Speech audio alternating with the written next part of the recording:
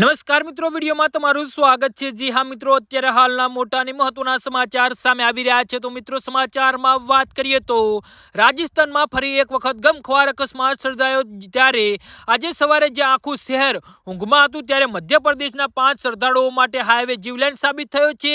ચાકસુ નજીક પૂરપાટ ઝડપે આવતી કાર ટેલર પાછળ ઘૂસી જતા અકસ્માત સર્જાયો હતો।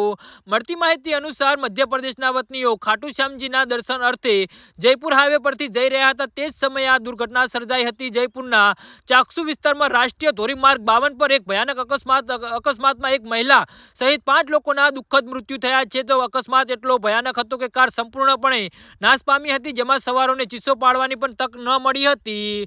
તો આ અકસ્માત સવારે 5:30 વાગે કોટા જયપુર નેશનલ હાઈવે પર ટીગરિયા વળાંક પાસે થયો હતો। મધ્યપ્રદેશના જબ્બલપુરના ભક્તો જયપુર રહેલી કારમાં મુસાફરી કરી રહેલા હતા, અને જ્યાં પ્રાથમિક તપાસમાં જાણવા મળ્યું છે કે લાંબી મુસાફરીના કારણે ડ્રાઈવરને ઝોકો આવી જતા અકસ્માત સર્જાયો છે।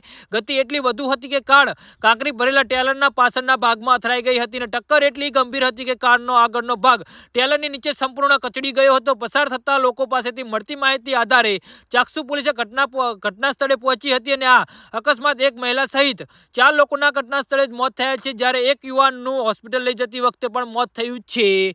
જી હા મિત્રો, તો આના વિશે તમારું શું કહેવું છે તો નીચે અમારી કમેન્ટ બોક્સમાં જરૂરથી જણાવજો, અને અમારી યુટ્યુબ ચેનલને સબસ્ક્રાઇબ કરવાની ભૂલતા નહીં। ધન્યવાદ।